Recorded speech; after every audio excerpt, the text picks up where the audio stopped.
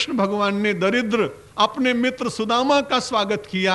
मेरी दृष्टि यह है, एक अध्यात्म सम्राट ने दूसरे अध्यात्म सम्राट का स्वागत किया और स्वागत ऐसा किया कि अपने स्वर्ण सिंहासन पर बिठाया, बराबर के आसन पर नहीं। सुदामा को उन्होंने माना कि ये मुझसे भी कहीं श्रेष्ठ है मेरा मित्र, इसलिए उसको बिठाने के बाद में ये पूरी कथा तो आप आचार्य ऋषि के मुख से सुनेंगे, बहुत आनंद आएगा। मुझे तो बिरला परिवार में एक बड़ा कार्यक्रम परसों होने के कारण 12 तारीख को यहां से जाना पड़ जाएगा, लेकिन जब सुदामा चरित्र आप सुनेंगे उनके द्वारा तो आप खूब रोएंगे। और भगवान की कथा सुनते सुनते जिस दिन आपके आंखों से गंगा यमुना बहने लगे, उस दिन समझ लेना कि पाप बह गए, आप निर्मल होकर बाकी शेष जीवन व्यतीत कर सकेंगे, यदि आप उस सारे ऊर्जा को अपने भीतर अच्छी प्रकार से संरक्षित करने का संकल्प कर सकें। आज भगवान ने एक विपन्न व्यक्ति को सम्राट, अध्यात्म सम्राट मानकर उसे अपने स्वर्ण सिंहासन पर बिठाया। गरीबी अभिशाप हो सकती है, लेकिन गरीबी में यदि आध्यात्मिक चिंतन जग जाए तो एक बार भगवान भी ऐसे आध्यात्मिक व्यक्ति को अपने आसन पर बिठाकर और उसे बहुत आदर देते हैं, उसको अपना प्रेम प्रदान करते हैं।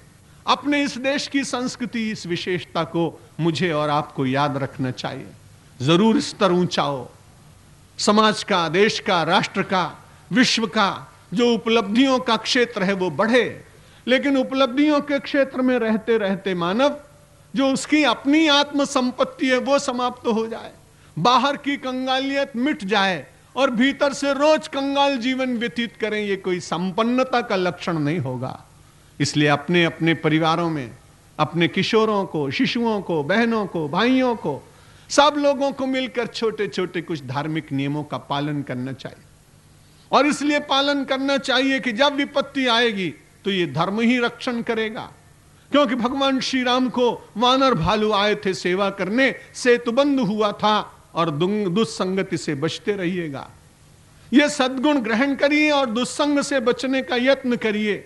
रहीम मुसलमान कवि है, लेकिन देखी वारिधि की दशा, रहीमन मन अफसोस, और वह समुद्र बांधो गयो कि रावण बस्यो पड़ोस।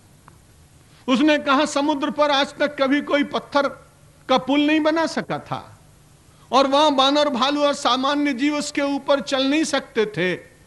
मन में विचार करने लगा अब्दुल रहीम खान खाना, अरे ये समुद्र कैसे बंध गया? अरे समुद्र को कोई बांध नहीं सकता था। यदि उसको रावण का दुस्संग न मिला होता तो रावण के दुस्संग मिलने के कारण वारिधि बांधा गया। दुस्संग सर्वथैव त्याज्य।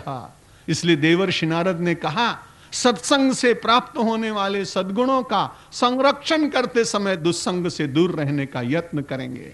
और यदि ऐसा संकल्प आपका जागेगा, अपना देश, अपना गांव, अपने पूरे देश का कण कण कहीं न कहीं ऋषियों के पावन चरण से, उनकी चरण धूल से पवित्र हुआ है, क्योंकि उन सब ने यहां विचरण किए पूरे देश में। यह परिव्राजकों का देश रहा है, मुनियों का देश रहा है, बड़े बड़े आचार्यों का देश रहा है, और उन्होंने इस देश को निरंतर जागृत करने के लिए खूब भ्रमण किए हैं। मालूम नहीं कि कौन से पथ से कौन सा ऋषि निकला होगा, लेकिन यह पूरा देश ऋषियों की भूमि है। उन ऋषियों की आत्मा की तृप्ति, उनका आशीर्वाद, उनके संस्कृति का विस्तार, उनके उत्तराधिकारी हम सब करोड़ों लोग हैं, उसका जरूर ध्यान रखते हुए अपनी भारत माता, अपना पवित्र धर्म, अपनी वैदिक संस्कृति, अपना श्रेष्ठ तत्वज्ञान, परस्पर सहकार की भावना, मैत्री का विस्तार, अपने धर्म का स्वाभिमान, परधर्म के प्रति सहिष्णुता, इन सारे सद्गुणों से पूर्ण होने के लिए परमेश्वर का बार बार चिंतन करें।